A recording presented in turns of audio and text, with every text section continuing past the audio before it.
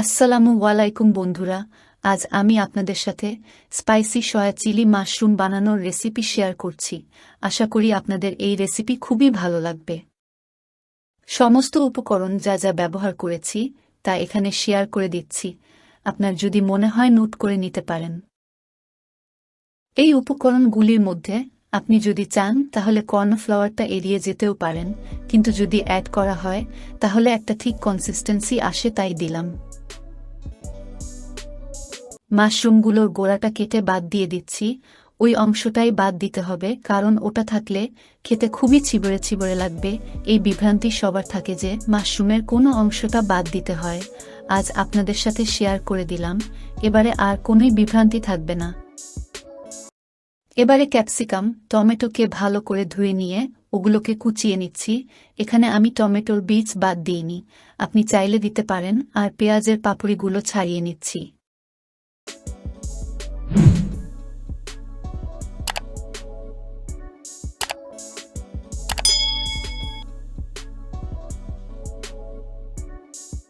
এবারে ধনে পাতাগুলোকে ভালো করে ধুয়ে নিয়ে ওগুলোকে কুচি করে কেটে নিচ্ছি।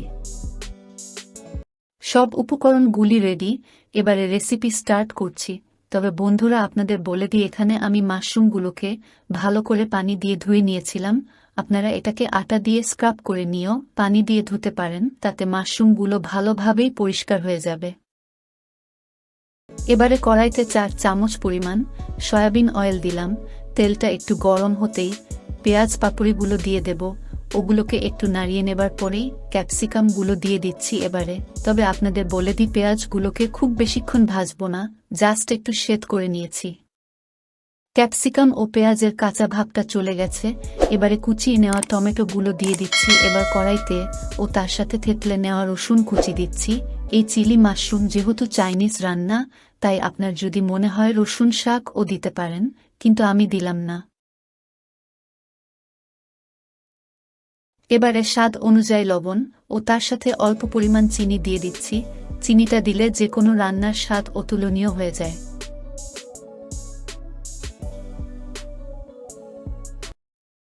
এবারে কাট দেয়া কাঁচা মরিচ দিয়ে দিলাম।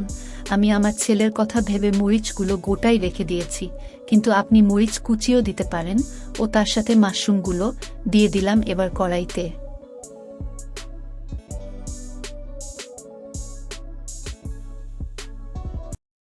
মাশরুমগুলো কড়াইতে দেবার পরে একটু নেড়ে নিচ্ছি, তবে খুব বেশিক্ষণ নাড়ব না মাশরুমগুলো।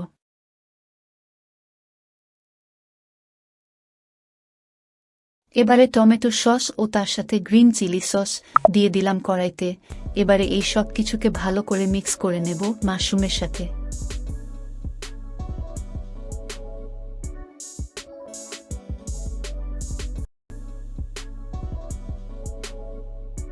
এবারে কড়াইয়ের মধ্যে ঘুলে নেওয়া কর্নফ্লাওয়ার দিয়ে দিচ্ছি, এতে একটা সুন্দর টেক্সচার আসবে মাশরুমের মধ্যে, ও তার সাথে একটা সুন্দর কনসিস্টেন্সি থাকবে mushroom গ্রেভিতে।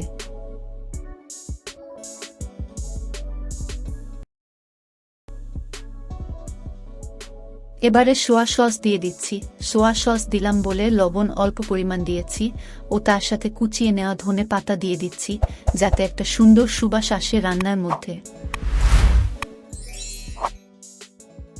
A few moments later. এবারে পরিবেশন করে নিচ্ছি। দেখলেন তো বন্ধুরা, কত তাড়াতাড়ি ও ঝটপট করে হয়ে গেল এই সুস্বাদু স্পাইসি সোয়া চিলি মাশরুম।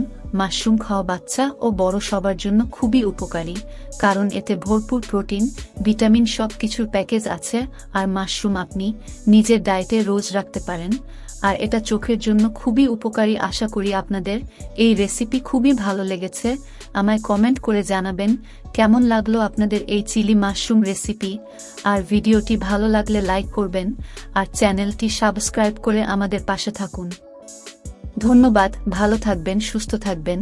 ইনশাল্লাহ আপনাদের সাথে দেখা হবে খুব তাড়াতাড়ি একটা নতুন রেসিপি নিয়ে। আল্লাহ হাফিজ।